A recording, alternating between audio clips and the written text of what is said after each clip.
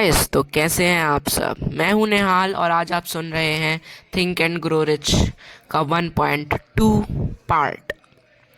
तो इस टॉपिक का नाम है सोने से 3 फुट पहले। जो ये पार्ट है इसमें बताया गया है विफलता के सबसे सामान्य कारणों में से एक, जो है हमारा हार मान जाने की आदत, भाग जाने की, किसी भी चीज़ से भाग जाने की आदत। इसे एक स्टोरी के द्वारा समझाया है ऑथर ने, नेपोलियन हिल ने। तो मैं आपको वो स्टोरी बताने वाला हूँ। तो इस स्टोरी में क्या होता है, आर्यू डॉर्वी के एक अंकल होते हैं। गोल्ड रश, अमेरिका में गोल्ड रश चल रहा होता है। गोल्ड रश को आप ऐसे समझिए कि जैसे कि पन्ना में खदान है हमारे यहाँ सोने की।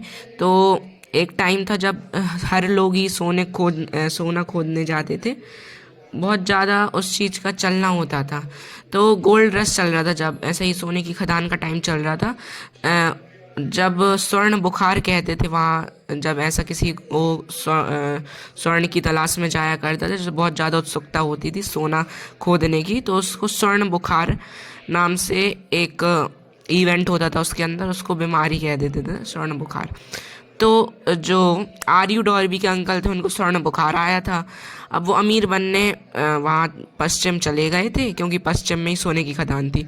सोने की खदान में उन्होंने काफ़ी मेहनत की, खुदाई करके खदानों में काफ़ी उन्होंने मेहनत करी सालों साल तक। फिर जाके उनके रिश्तेदारों को उनके ऊपर थोड़ा सा भरोसा हुआ।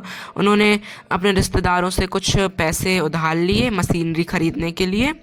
फिर उनने मशीन ख़रीदी और अच्छे से उन्होंने खुदाई करना चालू किया। फिर डॉर्बी और उसके अंकल खुदाई गहरी करते जा रहे थे। फिर उन्हें विश्वास हो गया था कि इसके नीचे ही सोना दबा हुआ है। खुदाई गहरी होती गई, डॉर्बी और अंकल की उम्मीदें ऊपर चढ़ती गईं। फिर कुछ हुआ, स्वर्ण अयस्क की वाहिनी गायब हो गई। फिर वो बहुत खुदाई करते रहे यहाँ वहाँ, लेकिन उन्हें सोना नहीं मिला। फिर उसके अंकल हार मान गए। फिर उन्होंने जाते जाते जो उनकी मशीनें थीं वो कबाड़ी को बेच दी। लेकिन सारे कबाड़ी बेवकूफ़ नहीं होते, वो कबाड़ी बहुत ही होशियार था। उसने छोटी सी गणना की।